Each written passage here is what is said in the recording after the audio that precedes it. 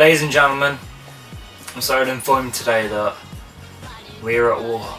The war against the Minions. It came to this. They've gone too far this time. Some alarming discoveries and statistics in the Minion world has led to possibly the greatest crisis that humanity has faced in decades.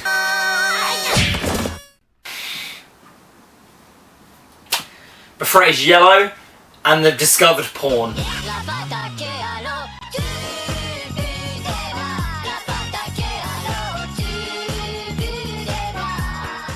There's nothing sacred left anymore, is there? A couple years ago, a film called Despicable Me was released. An animated, touching story about a supervillain getting family. At some point in its development, the company decided, we also quite like money, and set out to make the most marketable icon of all time.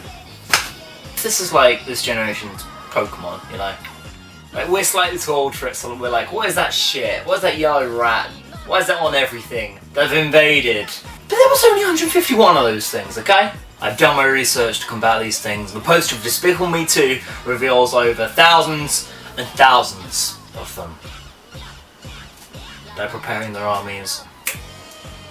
I say we do the same.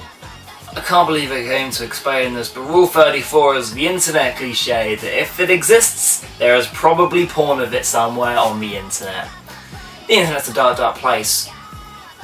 But come on, guys. If you don't want to do it for me, do it for the human race. Is this how the world dies? In a ball of yellow erotica? Yes. There's just so much of it. And yes, making this video did involve seeing some naked yellow fucking minions, and but so much which leads me to believe they are making it themselves. Some have theorized this is an assimilation tactic, a way to embed themselves in the consciousness and sexuality of our women, trying desperately to replace us in our own family tree. It's fucked up. They're smart. They're smart and they know what they're doing. Banana! Dave screamed as he released his sticky green material onto the blankets and sheets. Kevin panted and moaned as he released himself inside of Dave. Dave laid his head down into a pillow. Kevin rested him on Dave's back.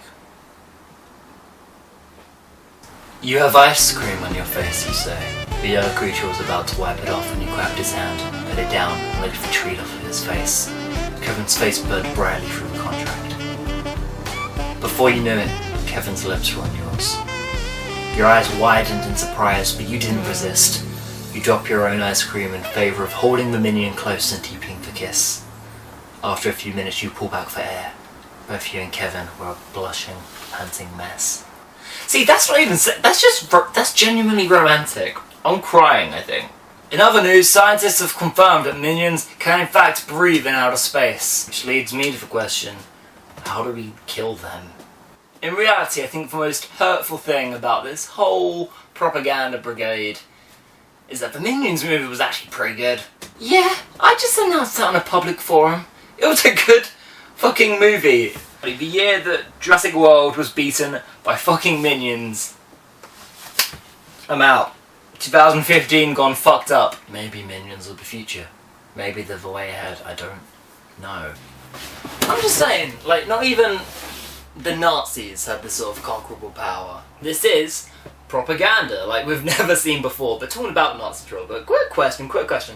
The Minions movie, the setup, is that like they all go through history serving the greatest villain, the T-Rex, Napoleon. It's all very sweet, but where were they during World War II, dude?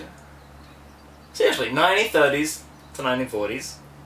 Where did the Minions go? They were serving fucking Adolf Hitler.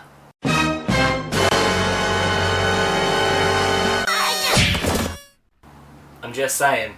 Now the Minion movie tries to cover this up, and they're like, oh, coincidentally, they all went to a cave to avoid the events of World War I and II. Well, I think we know when we're being duped.